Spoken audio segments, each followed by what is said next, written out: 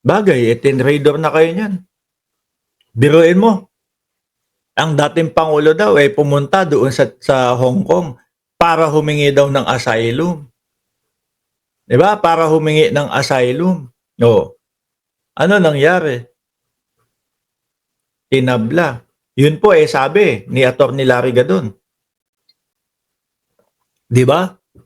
Si Pangulong Duterte pumunta ng Hong Kong para humingi ng asylum kay Xi Jinping. Kaya lang, nung nalaman na ni Xi Jinping na meron ng warrant of arrest sa ICC, ayun, pinauwi na daw. Sayang, ang laki daw ho ng mansyon. Sabi, 10 kwarto daw ho, mga kababayan, ang nakaredy doon sa China. Sabi po ulit ni Atty. Larry Gadon.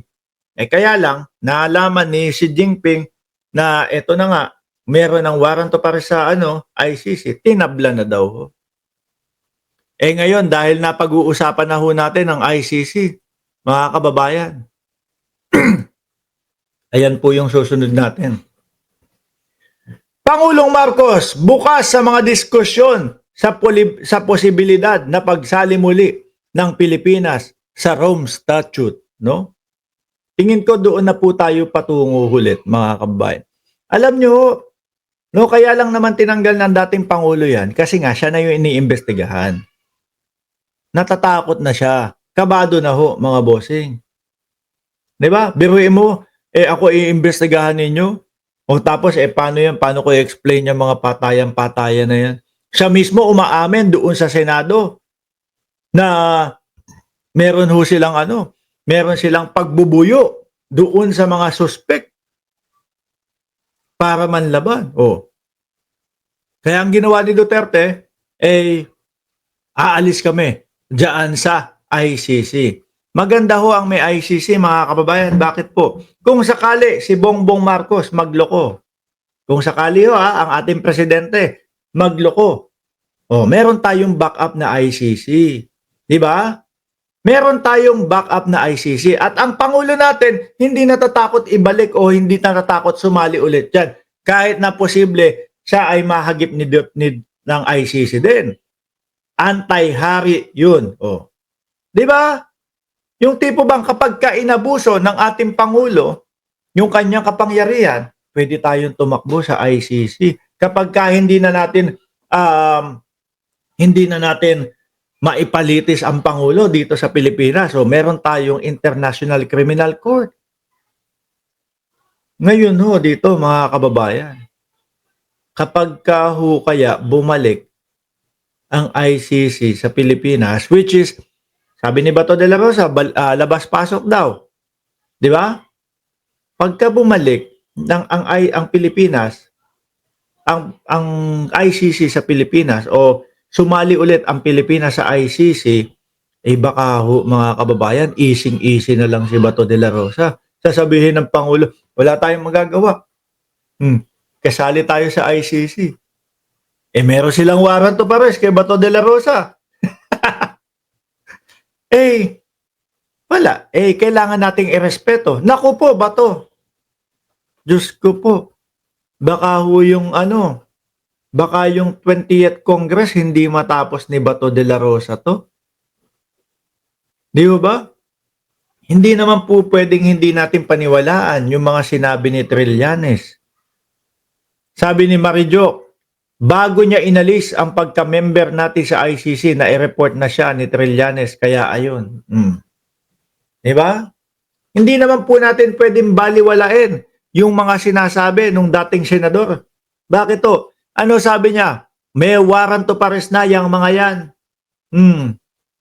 At ang sabi niya pa, dagdag niya, number 1 si Duterte. Unang-una si Duterte sa pila. Yun naman po ang nangyari, mga kababayan.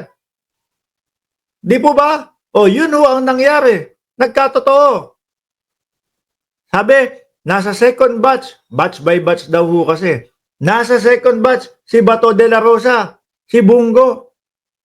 Mukhang ito naman po yung nangyayari ngayon. Mukhang dito po patungo. Kaya nga si Bato de la Rosa, mga kababayan, may statement, may sinasabi. Nasa loob po ng Pilipinas ang ICC at nandoon sa Pasay yata. sa isang hotel sa Pasay. Pinipilit. Base po sa sabi ni Bato. Pinipilit yung mga pulis na tumestigo laban sa akin. Ay, yari. Pero ako, mga boss, hindi ako naniniwala doon sa palabas ni Bato de la Rosa na pinipilit ng ICC yung mga kapulisan. Ang paniwala ko dyan, kung nandyan man talaga, baka po yung mga kapulisan o yung mga chief PNP ni dating Pangulong Duterte ang mismong lumapit sa ICC. No? Sila mismo siguro ang lumapit sa ICC dahil, kumbaga, yung dating presidente nga na-aresto, na-isuko Ayun, ngayon, nasa ICC. And ako pa kaya? Inutusan lang ako, pulis o PNP chief. Yung dating Pangulo, ayun, nasa Oblo. Dapat yata makipagtulungan na ako. Sabihin ko na kung ano nalalaman ko. Total naman, ako, gumanap lang ako sa aking tungkulin na iniutos ng presidente. Kapag kalayaan ang pinag-uusapan, mga kababayan, naku po, talaga namang mapapaamin ka na, no? Para wag kang mawalay doon sa mga mahal mo sa buhay. Yun po ang nakikita ko dyan, mga kababayan. Yung sinasabi ni Bato de la Rosa na pinipilit yung mga kapulisan, baka Kiemi na lang ho ni Tobats. Para magmuka mga bossing na, tignan nyo, puwersahan na yung ICC para makuha ako. Baka ho sasabihin ni Bato de la Rosa, kinidnap din ho siya pagka nahuli.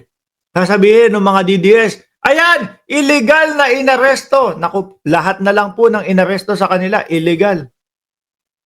Di po ba? At eto, base nga po doon sa isang mamamahayag na si Ellen Tordesillas, may binigay siyang buwan kung kailan daw ho. Sabi, Oktubre. Hahagilapin ko yung na yun, yung article na yun. Oktubre daw, mga kababayan. Ilang buwan na lang ho yan. Kung maaalala nyo ho ang dating Pangulo, tahimik po ng ilang buwan yung ICC. Merong mga nagpupunta dito. Di ba? Meron hong mga nagpupunta na mga DDS dito, galit na galit ho sa akin. Oy, Mark Ramos, nasa na yung pinagsasasabi mong mga ICC? Bakit ngayon wala pa? Aba, nagulat ho sila nung isang linggo makalipas. Ayun. Si Torre inabangan sa airport ang paglapag ng eroplano ng dating Pangulo. Iyakan na po sila nun. Pero si Bato de la Rosa, mga kababayan, hindi. Nagpatay ho ng cellphone si Bato de la Rosa. Pagkapatay ho ng cellphone, mga bossing, 24 oras na hinahagilap. Nung nag-on na, nag-live. Nagle-lechon na ho, masaya na si Bato de la Rosa. Yung mga ka-DDS nila, umiiyak pa din kasi nga nandoon si dating Pangulong Duterte. Minsan iniisip ko, hindi kaya si Bato din ang nagsuko kay dating Pangulo. Kasi sabi niya, alam niya daw na meron silang dalawa na warrant of arrest